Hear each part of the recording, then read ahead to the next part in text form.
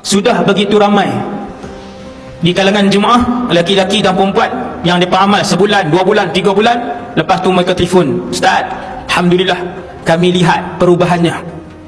Allah tunjuk penjagaan Allah Subhanahu Wa Taala. Tidak ada nabi kecuali, ini hadis, ma min nabiyyin illa wa hazzara ummatahu 'anid dajjal. Saya tak mau baca sangat hadis, jadi lagi panjang, saya terus buat terjemahan. Tidak ada rasul kecuali mereka akan memberi amaran kepada umat mereka tentang Dajjal. Bahaya sangat ke? Ya. Apabila Dajjal ini muncul dan mengelilingi setiap bumi, setiap inci muka bumi ini, maka gerak kerja yang akan dilakukan oleh Dajjal pertama dan terakhir ialah mensyirikkan umat Nabi Muhammad sallallahu alaihi wasallam. Tuan-tuan faham tak? Itu sebab kenapa kesemua nabi termasuk Rasulullah sallallahu alaihi wasallam dalam berpuluh-puluh hadis, sehingga cerita tentang Dajjal ini menjadi mutawatir maknawi kerana banyaknya hadis Nabi yang bercakap tentang bahaya Dajjal ini. Maka Nabi pun bagi tahu beberapa senjata yang boleh diamalkan oleh umat akhir zaman, dan ia sangat berkesan kerana senjata ini diturunkan khas oleh Allah Subhanahu Wa Taala untuk membentengi umat akhir zaman daripada ribuan jenis fitnah dan juga bapa kepada segala fitnah, iaitu fitnah Ad-Dajjal, dan senjata itu ialah surah Al-Kahfi.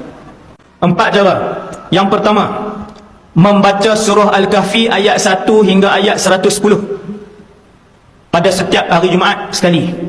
Yang kedua, baca Kahfi setiap hari ayat 1 hingga ayat 10. Yang ketiga, baca Kahfi setiap hari ayat 101 hingga ayat 110. Cara yang keempat yang diajarkan oleh Rasulullah, keempat-empat ni hadis sahih. Cara yang keempat yang diajarkan oleh Rasulullah sallallahu alaihi wasallam ialah membaca doa selepas tahiyat akhir sebelum memberi salam. Fil alamin innaka hamidum majid. Ramai orang tak tahu. Allahu Rabbi, rugi besar. Rupanya Rasulullah sallallahu alaihi wasallam mengamalkan satu doa sabit dengan hadis yang sahih. Setiap kali Nabi salat selepas tahiyat akhir sebelum bagi salam, fil alamin innaka hamidum majid, Nabi akan berdoa. Doanya begini: Allahumma inni a'udzubika min azabi jahannam, 1, wa min azabil qabri, 2, wa min fitnatil mahya wal mamat, 3, wa min syarri fitnatil masihid dajjal, 4, Assalamualaikum warahmatullahi. Assalamualaikum warahmatullahi. Cara yang kelima yang saya sarankan kepada tuan-tuan, ibu-ibu, ayah-ayah semua pakak-pakak buat, iaitu setiap hari pagi dan petang baca surah Kahfi ayat 1 hingga 10 dan ayat 101 hingga ayat 110. Maksudnya 20 ayat.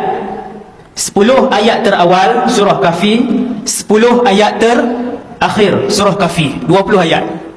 Kita buat ni tuan-tuan sebab nak ikut sunnah Nabi. Niat pertama tu ikut sunnah Nabi sallallahu alaihi wasallam.